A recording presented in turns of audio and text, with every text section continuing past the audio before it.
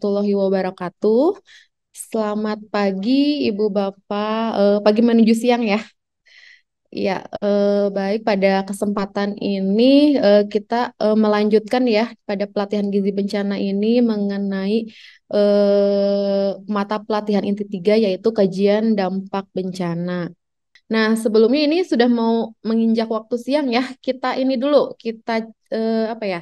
Cek fokus dulu nih, Ibu Bapak. Nih, kita cek fokus dulu. Nanti boleh open mic ya. Nanti langsung dijawab. Nah, ini Ibu Bapak, kita cari di sini di mana dompet Om ini nih katanya mau bayar tapi dompetnya hilang. Di mana nih, Bu? Yo, Di sama pelayannya nih Di kayaknya. belakang, di mana, Bu? di belakang perempuan. Di belakang. Oh, di Iya, di belakang belakang perempuan. perempuan ya. Oke, kita cek. Cek dulu nih. Oke, betul Bu Aci. Lanjut. Masih Lanjut. ada nih. Nah, ini masih babak ini ya, penyisihan. Di mana kacamata Pak gurunya? Pak gurunya nggak bisa baca nih. Ayo, di mana ibu-ibu? Empat anak yang tidur ya. Hmm? Di anak yang tidur di sini. Oh, iya. Di mana ya, Bu? Kacamata Pak guru. Ini di sini. Oke, Pak Ides cek ya. Siapa tahu bukan mirip. Oke, Pak Ides. Pak Ida Good. fokus nih. Iya, Pak Ides fokus berarti ya. Lanjut ke semifinal ya sekarang nih. Nih, satu lagi di mana bola pantainya? Bola pantai kiri dekat apa? Apa kayak itu yang perempuan Dekat itu payung, payung besar. dekat payung. Nih, Sebelahnya, sebelahnya, Bu. nih. Di bawah payung, Payung di bawah payung itu di bawah bawahnya. payung. Oke, sip. Oke, bener Pak Ides beneran Aman fokus kayak nih. Oke, siap. Lanjut. Ini satu lagi. Tikusnya di mana?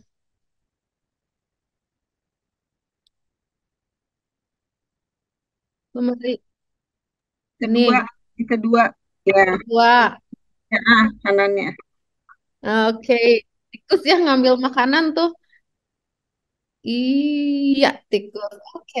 Terakhir nih, final nih Pak Ides, final. Oke. Oh, nih untuk final nih. Temukan harta karun katanya gitu. Di mana harta karunnya? Kanan. Ini kanan. Tengah. Mana?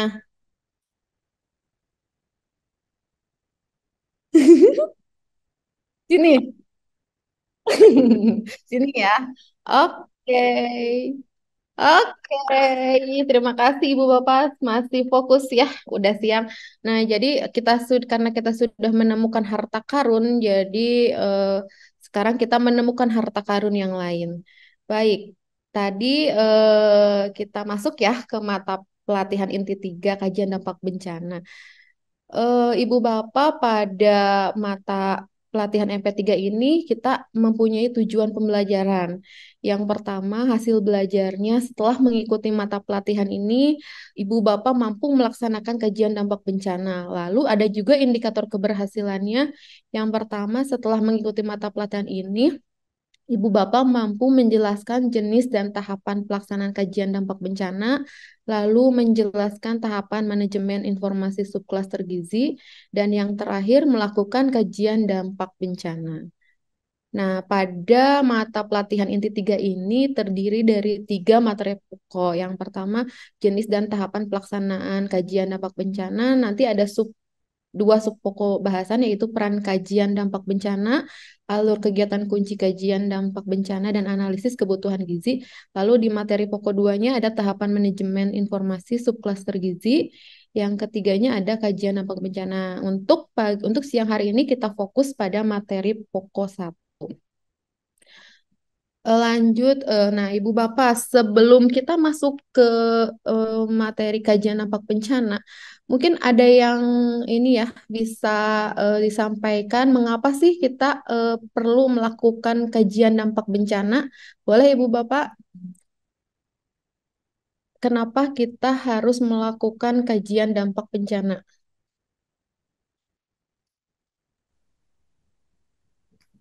Izin Bu Putri mencoba menjawab. Iya, Pak Yanuar, silahkan. Untuk mengukur dampak bencana terhadap sektor kesehatan, mungkin itu ya. Oke, baik. Terima kasih Pak Yanuar. Nah, kenapa sih ya kita perlu melakukan kajian dampak bencana? Kita lihat di sini tujuan kajian dampak bencana. Nah, kajian dampak bencana itu di nantinya sebagai seorang penentu kebijakan mereka membutuhkan nih kajian dampak bencana. Nah, tujuan yang pertama nanti penentu kebijakan ingin tahu siapa yang paling terdampak. Nah, berarti tujuannya yaitu menentukan sasaran. Jadi ketika kita sudah menentukan sasaran, nanti penentu kebijakan bisa mengetahui siapa saja sih yang paling terdampak. Nanti sasarannya di mana, jadinya nanti action kitanya. Lalu selanjutnya di mana area yang paling terdampak. Nah, nanti pertanyaan itu muncul dari para pemangku kebijakan. Nah, dengan dilakukan kajian dampak bencana, kita bisa mengetahui menentukan titik kegiatannya nanti di mana.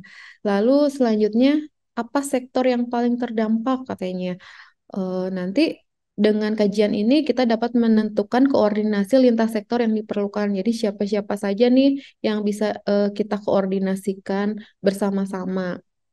Lalu terakhir sejauh mana dampaknya? Nah, ingin mengetahui di mana letaknya atau mana saja yang terdampak. Nah, ini merupakan tujuan dari kajian dampak bencana.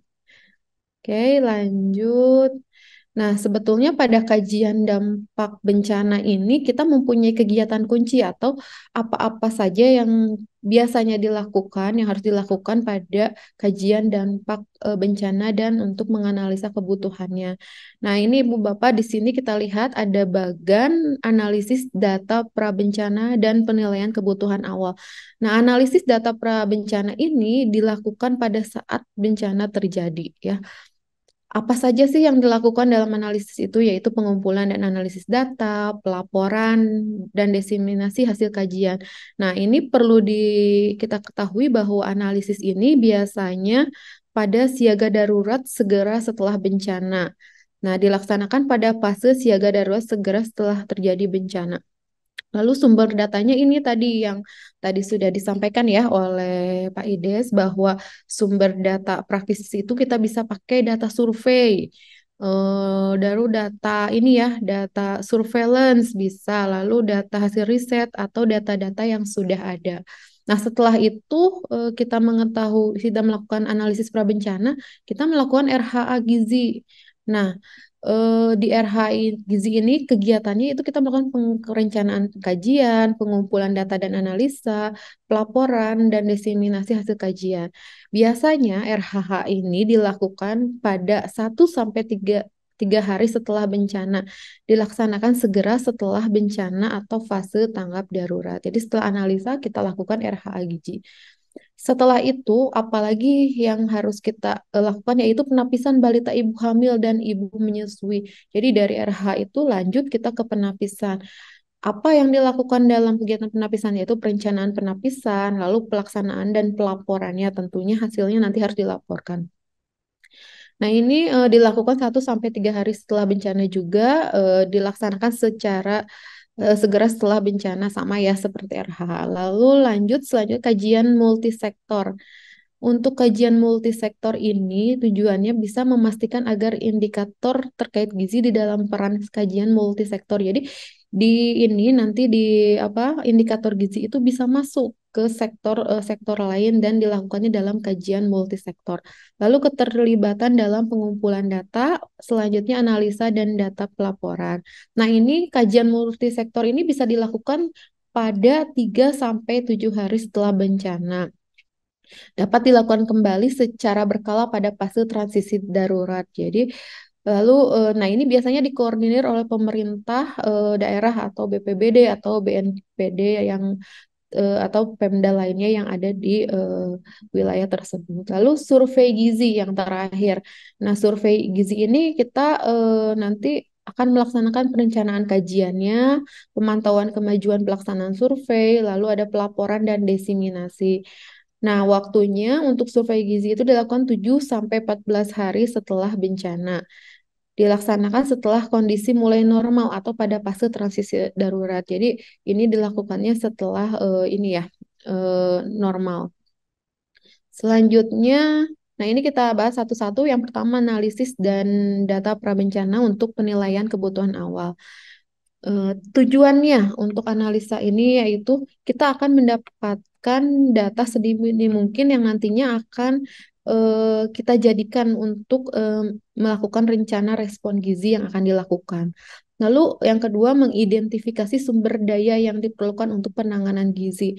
Nah, rencana responnya apa? Karena kita sudah melakukan analisa, bisakah dilakukan karena kita sudah mengetahui sumber daya yang ada. Selanjutnya masih dalam analisa yaitu pengumpulan dan analisis data. Nah, di sini melakukan estimasi jumlah dan sebaran kelompok sasaran. Lalu kegiatan berikutnya untuk melihat status layanan kesehatan. Jadi kita lihat status layanan kesehatan yang ketika terjadi bencana tersebut. Melihat status gizi pada wilayah terdampaknya, lalu mengakses terhadap makanan bergizi dan akses terhadap layanan dasar. Nah, kita kumpulkan, kita nilai apakah 4 poin ini terjadi di eh, wilayah bencana tersebut. Lalu, nah, contoh data yang diperlukan, nah, ketika pengumpulan data prabencana dan analisa itu, data apa aja sih yang kita perlukan? Yang pertama status gizi ya, karena nanti kan kita akan menentukan juga respon gizinya, jumlah konselor, jumlah tenaga ahli gizinya. Nah, kalau kalau misalnya status gizinya kita tidak mengetahui, jangan-jangan di situ memang tidak ada masalah gizi ya, misalnya tidak ada yang kasus gizi buruk, sehingga kita juga bisa menentukan apakah perlu ada TAG. Lalu jumlah peserta terlatih gizi bencana ada nggak di situ di wilayah tersebut yang sudah terlatih gizi bencana sehingga semua kegiatan bisa terlaksana. Sebaran kelompok rentannya ada di mana saja. Lalu data-data kapasitas dan sumber daya seperti obat, perbekalan kesehatan dan lain-lain. Nah, itulah data yang diperlukan ketika dilakukan pengumpulan dan analisanya. Yang kedua yaitu Rapid Health Assessment atau biasa kita singkat dengan RHA ya. Nah, di sini kita fokus kepada RHA gizi. RHA itu sendiri merupakan bagian dari RHA yang dilaksanakan oleh klaster kesehatan. Jadi RHA dilakukan oleh klaster kesehatan dan di gizi pun klaster gizi dilakukan RHA juga. Lalu RHA dilaksanakan oleh Dinas Kesehatan setempat dan dilaporkan pada 24 jam setelah kejadian dan diperbaharui secara berkala sampai dengan 72 jam setelah kejadian. Lalu RHA Gizi ini juga bertujuan untuk memberikan gambaran awal tentang dampak bencana terhadap kelompok sasaran gizi, jumlah sasaran gizi dan terdampak serta sebaran. Jadi tujuannya ya kita memberikan gambaran nih, oh situasinya sasarannya seperti ini, data-datanya seperti ini dalam pelaksanaan RH ini.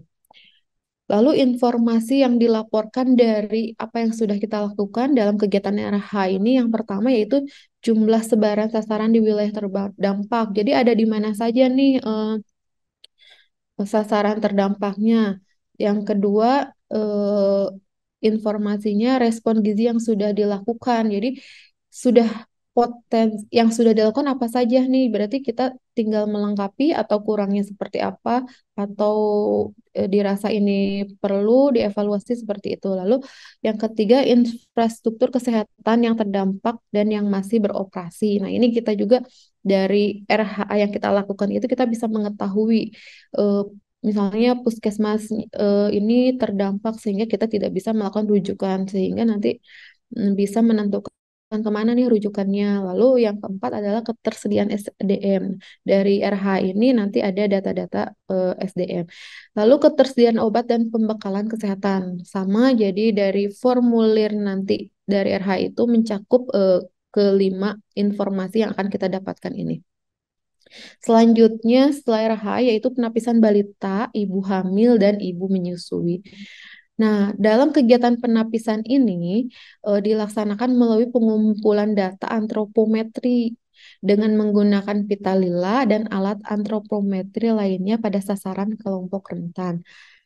Lalu penapisan ini perlu dilaksanakan secara segera setelah bencana untuk mengidentifikasi jumlah dan sebaran balita gizi kurang dan gizi buruk. Tadi ya untuk mengetahui sebarannya, khususnya ini balita gizi kurang dan gizi buruk karena kita lakukan penapisan. Lalu identifikasi lokasi pengungsian dapat dilaksanakan melalui kunjungan lapangan atau melalui daftar lokasi pengungsian. Nah, ini kita dengan melakukan penapisan kita mengetahui lokasi pengungsiannya di mana dan daftarnya di mana saja. Nah, untuk tujuannya sendiri untuk penapisan ini dilakukan segera ya setelah bencana untuk mengidentifikasi jumlah sebaran tadi sudah ya. Apabila situasi memungkinkan, penapisan pada kelompok rentan lainnya perlu dilakukan juga. Nah, tadi kan kita hanya baru menyasar apa balita, ibu hamil, ibu menyusui. Nah, jika memungkinkan, kita lakukan juga kepada kelompok rentan. Nah, untuk pelaporan penapisan, data yang perlu dilaporkan apa saja nih? Kita sudah melakukan penapisan, maka kita perlu melaporkan jumlah balita yang di screening. Nah, jumlah balita yang screening itu nanti kita bisa sesuaikan nih dengan estimasi yang sudah kita hitung di awal. Ada berapa? Nah, sekarang kita men-screening sekian, apakah sama, mendekati, atau bahkan lebih sedikit atau lebih banyak. Nah, itu tujuannya juga bisa untuk menyamakan data. Lalu jumlah balita gizi kurang dan jumlah balita gizi buruknya berapa? Dengan penapisan kita mengetahui status gizinya. Lalu jumlah balita gizi kurang dan balita gizi buruk yang telah dirujuk. Nah, apakah sudah dilakukan tata laksana atau belum kita nanti dapat tahu jumlah ibu hamil cake-nya ada berapa, terus apakah sudah diberikan apa PMT atau intervensi lainnya, lalu jumlah ibu hamil cake yang telah dirujuknya. Nah, ini dari hasil penapisan kita bisa melaporkan ini. Selanjutnya yang keempat yaitu kajian multisektor. Pada kajian multisektor ini kita bisa berkoordinasi dengan pemerintah daerah ya seperti BPBD, BNPB sebagai koordinator kajian multisektor pada saat itu untuk dapat dilibatkan dalam perencanaan kajian multisektor. Jadi tadi eh, indikator-indikator gizi apa sih yang akan masuk ke dalam kajian multisektor digabung dengan lintas sektor lainnya, lalu mengirimkan perangkat kajian gizi kepada koordinator pelaksana kajian multisektor. Perangkat itu seperti SDM, terus peralatan, dan hal-hal lain yang untuk mendukung dalam melakukan kajian multisektor. Nah, untuk kajian multisektor ini, subklaster gizi bertugas untuk memastikan agar sektor gizi dapat terwakili dalam kajian multisektor itu. Jadi, kalau mengikuti kajian multisektor, minimal sektor gizi bisa masuk ke dalamnya dan indikator-indikatornya pun bisa sampai di dalam kajian multisektor. Lalu mengirimkan perangkat kajian Fitri gizi izin, kepada ya. waktunya hampir habis ya. Oke, lanjut. Nah, ini ya kapan waktu ideal tadi untuk melaksanakan kajian multisektor udah ya kita sudah ketahui yaitu 3 sampai 7 hari setelah bencana. Lanjut yang terakhir adalah survei cepat. Tujuannya adalah mendapatkan informasi yang relevan sebagai dasar intervensi penanganan gizi pada masa transisi ke pemulihan serta rencana intervensi pada pasca bencana. Survei cepat ini dilaksanakan secara terkoordinir bersama dengan anggota kelompok kerja dan mitra subklaster. Jadi tidak hanya subklaster gizi, tapi mitra lainnya pun bisa terlibat. Sebelum survei dilaksanakan, PJ Gizi membentuk tim surveinya dulu, lalu memastikan peralatannya tersedia, lalu hasil surveinya dapat dilaporkan setiap harinya. Nah, untuk waktunya 7 sampai 4 hari setelah bencana. Nah, baik, set ini apakah akan ada yang ditanyakan dulu? Bu, saya Izin, bertanya, Bu. Boleh, Bu. Silakan. Apakah dalam pelaksanaan penapisan itu kita bisa melibatkan pihak lain ya, Bu, selain tenaga gizi? Oke, baik Bu Aci, terima kasih. Sangat bisa sekali Bu, karena sangat bisa sekali dilakukan oleh lain seperti ini ya, karena kan tenaga kita terbatas ya, sehingga kita juga memerlukan dukungan dari yang lain seperti relawan posko, dukungan mita subklaster gizi. Nah, dengan syarat mereka sudah mendapatkan pelatihan atau sudah terinfokan bagaimana cara melakukan penafisan. Itu Bu, seperti itu. Terima kasih, Bu, Ya, jawabannya. selanjutnya sudah ya, sudah tidak ada pertanyaan lagi. Baik, sebelumnya mungkin saya sedikit ini ya mengevaluasi atau melihat saya akan mengajukan satu pertanyaan mengulang kembali ya apa tujuan dari kegiatan RHA Gizi. Siapa yang masih ingat tadi